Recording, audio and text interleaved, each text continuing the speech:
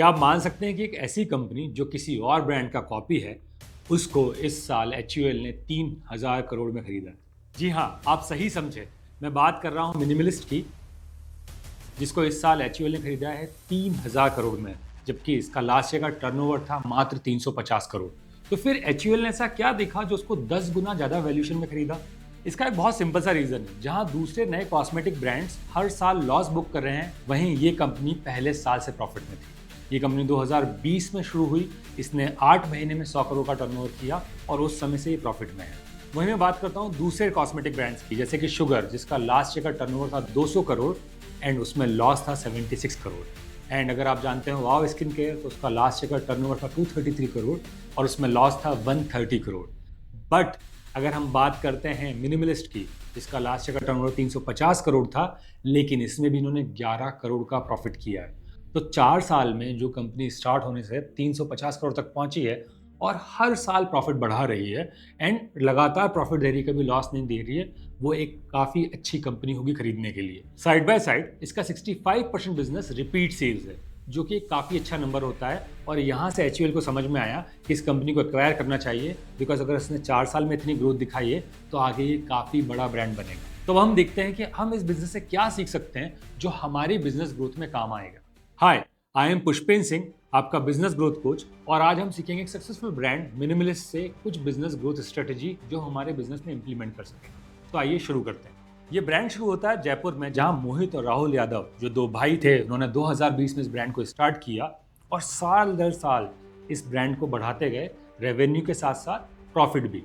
तो ऐसा क्या किया इन्होंने, वो हम चेक करते हैं। जो पहली चीज थी वो थी इन्होंने मार्केट बहुत सही सिलेक्ट किया था। देखिए, जो पर्सनल केयर मार्केट इंडिया का है वो पूरे वर्ल्ड में सबसे ज़्यादा स्पीड से बढ़ रहा है। हर साल हम 10% की ग्रोथ से बढ़ रहे हैं। आज जो 20 बिलियन का मार्केट है 2025 में, ये 2030 तक 30 बिलियन का मार्केट होगा। तो इनको पता था कि पर्सनल केयर एक ऐसा मार्केट है जहां ग्रोथ अच्छी मिलेगी और उन्होंने उसी मार्केट को चूज किया, जो इनके लिए एक एडेड एडवांटेज था।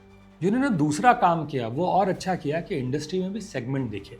देखिए, पर्सनल केयर में बहुत सारे सेगमेंट आते हैं, जिसमें सबसे ऊपर, सबसे टॉप में जो सेगमेंट है जिनकी ग्रोथ बहुत अच्छी है, वो है बाथ केयर, हेयर केयर और स्किन केयर। इन्होंने स्टार्ट किया विथ स्किन केयर सिर्फ 12 प्रोडक्ट लेके, और वो इनके लिए एक बहुत बेनिफिशियल रहा, बिकॉज 12 प्रोडक्ट की मार्केटिंग आसान रही। अगर ये बहुत सारे प्रोडक्ट स्टार्ट कर देते या बहुत सारे रेंज पे काम करते तो इनको मार्केट करना मुश्किल होता।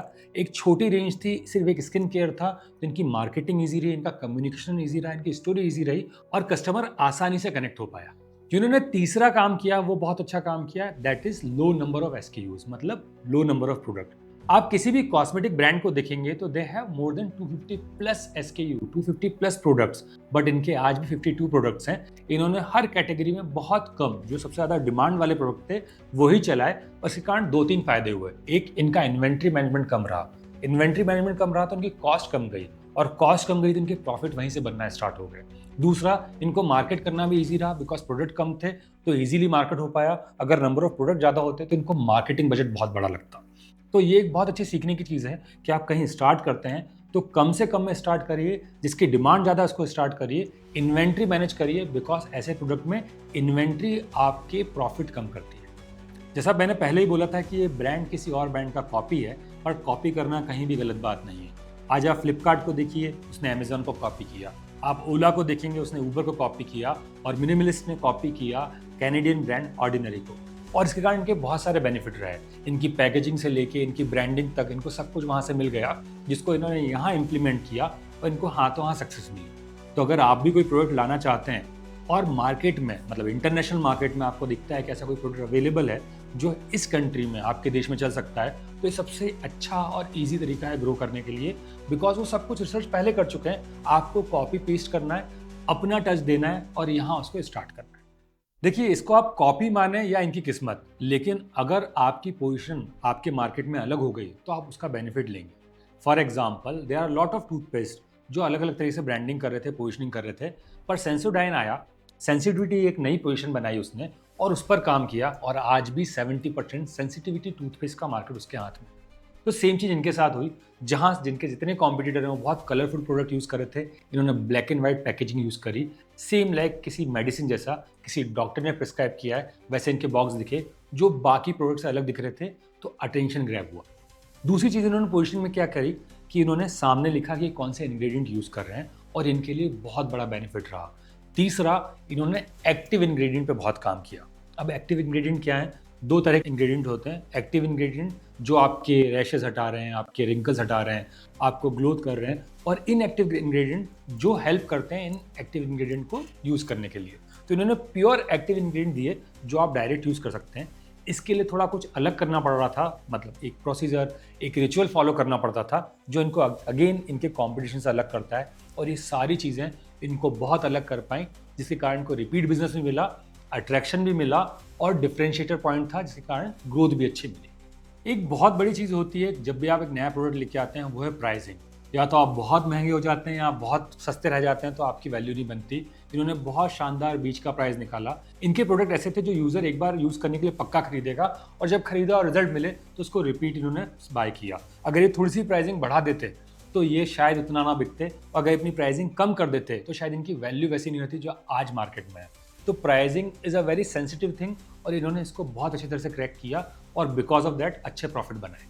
अब वो FMCG हो या कॉस्मेटिक हो या कोई और मार्केट हो, अगर आपकी प्रोडक्ट की क्वालिटी डिटेरियोरेट हुई, क्वालिटी अच्छी नहीं हुई या कंसिस्टेंट नहीं हुई, तो कहीं ना कहीं आपको बिजनेस नहीं मिलेगा। और इन्होंने अपनी क्वालिटी पे काम किया। बाकी कॉम्पिटिटर की तरह इन्होंने ऐसा नहीं किया कि कोई और बना रहा है, कोई और पैकेजिंग कर रहा है और ये मार्केट कर रहे हैं। इन्होंने इन हाउस प्रोडक्शन किया, जिससे 2-3 फायदे रहे। इनको कॉस्ट कम पड़ी, इनकी क्वालिटी कंसिस्टेंट रही और हाई क्वालिटी प्रोडक्ट आ पाया। एंड बिकॉज ऑफ दैट एक बहुत बड़ा बेनिफिट हुआ कि रिपीट बिजनेस हुआ and word of mouth marketing हुई। तो जहां बाकी ब्रांड 50% अपना मार्केटिंग में स्पेंड कर रहे थे, इन लोगों को सिर्फ 25% लगा, because word of mouth marketing बहुत अच्छी थी, रिपीट बिजनेस अच्छा था, तो इनके प्रॉफिट यहाँ से बच सके और इसके कारण ये ग्रो हो पाए। तो ये 7 वो रीजन थे जिसके कारण ये कंपनी इतनी बड़ी हुई, शुरू से प्रॉफिट में रही और 10 गुना वैल्यूएशन पे बिकी। तब आपको भी एक ऐसा प्रोडक्ट ढूंढना है जिसको आप इंडियन मार्केट में लेके आएंगे, जो उस मार्केट के अंदर एक अलग पोजीशन सेट करे, वर्ड ऑफ माउथ मार्केटिंग करे और आपको एक अच्छा प्रॉफिट दिखे जाए। तो अब आप बताइए कि ऐसा कौन सा नया प्रोडक्ट है जो इस तरीके से ग्रो हो सकता है, एंड साथ में अगर आपका कोई दोस्त, आपका कोई फ्रेंड नया बिजनेस स्टार्ट करना चाहता है तो वीडियोस को शेयर करिए, हो सकता है उसकी कुछ मदद हो जाए।